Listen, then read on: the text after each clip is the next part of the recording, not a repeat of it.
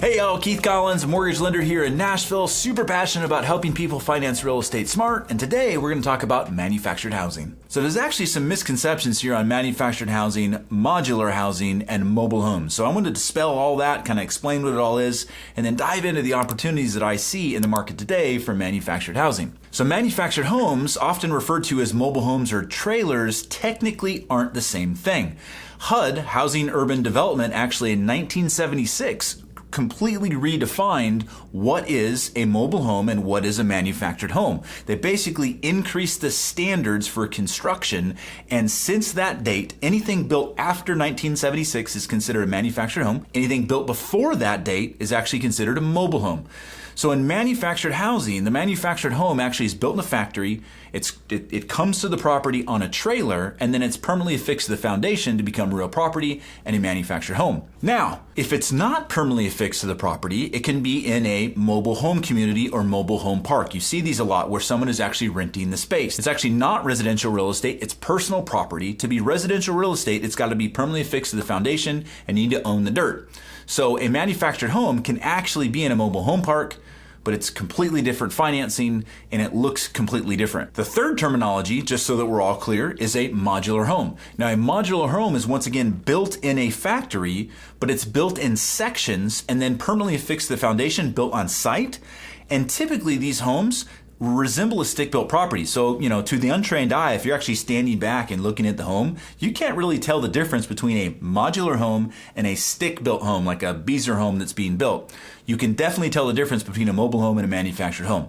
So today, manufactured housing, why are we talking about it and what are the opportunities? So I like manufactured housing today really related to affordability. We're seeing a lot of borrowers transition to manufactured housing from stick-built housing because you're going to be able to buy a similar square footage home in a nice area for a cheaper price because of the construction, the way that the property is being built. It's not a stick-built home. It's typically two sides put together, permanently fixed to the foundation. The cool thing with this is you can still get traditional financing. You can get down payment assistance, you can do USDA, you can do VA, you can do FHA, you can do conventional financing. So the typical first-time home buyer could get down payment assistance, buy a manufactured home, which usually is on some property, and then have an acquisition price that's a little bit lower than what they would be buying for an equitable single-family home. A few things that you need to know about and be aware of if you're looking for a manufactured home. Hey, I'll just want to take a quick second to thank you for watching. If you're getting value from this video, make sure that you like and subscribe so that YouTube sends you more content like this. So first of all, I've said this a few times, it's got to be permanently affixed to the foundation. Some programs require us to actually get an architect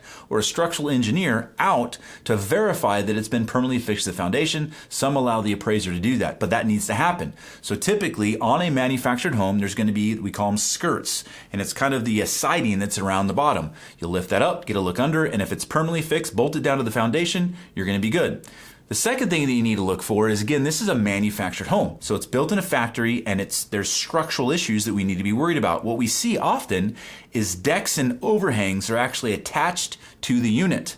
That's a problem. So typically a deck and an overhang needs to be free floating. What that means is it's actually, when you look at it, it's almost bumped up to the unit, but it's actually not screwed into the unit. It's not a problem if it is, but then you have to get a structural engineer out to make sure that that deck and that awning has not affected the structural integrity of the property. So when you're buying one of these things, it's definitely something you want to pay attention to. If there's decking or if there's overhangs or awnings, are they fixed to the property or are they floating? We have ways around it, but it might cost you more money to make sure that those issues don't prevent you from getting the financing. The other thing that we need to be aware of that's usually different on manufactured housing is typically manufactured housing is not in a community per se, right? So it's not what I call stucco central. This is not a master plan community with all kinds of roads and all the infrastructure. Usually, it might be on city water, but often it's on a well. It may not be on city sewage. It's often on septic, so you've got a septic system. And then the power. Usually it's going to be hooked up to the grid. Often it's not going to be off-grid. Off-grid housing presents a whole different set of issues that we would need to discuss in a different video. As it relates to utilities, the two things that we need to be aware of is one, septic. So septic, depending on the program that you're using, we're either going to have to get a septic inspection or we're going to rely on the appraiser to indicate that the septic system should be adequate for the home. And then well.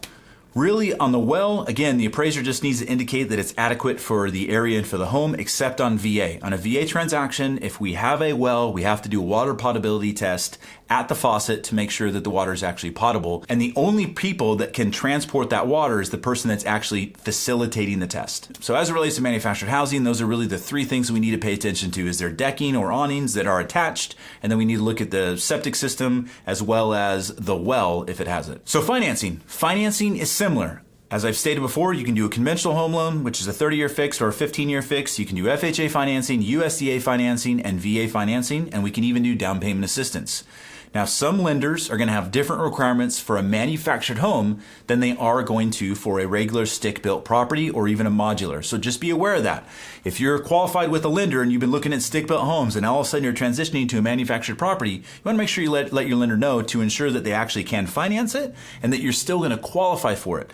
Because some programs or some lenders on manufactured housing have a higher FICO score, higher credit score requirement, and maybe a lower debt to income ratio requirement, meaning you're going to qualify for less home if it is a manufactured home. So just something to be aware of from a financing standpoint. But outside of that, like I said, you can still get down payment assistance. You can still do a 30-year fixed loan. You can buy a manufactured home, put 3.5% down on FHA and get a great interest rate. You can do 100% financing on USDA or VA, and you can even get down payment assistance as long as it's available in the state that you're at. Hey all, thank you so much for watching this video. If you'd like more information on manufactured housing, if you'd like to book time on my calendar or apply for a home loan, check the description below. You'll find links for each. Have a blessed one, y'all.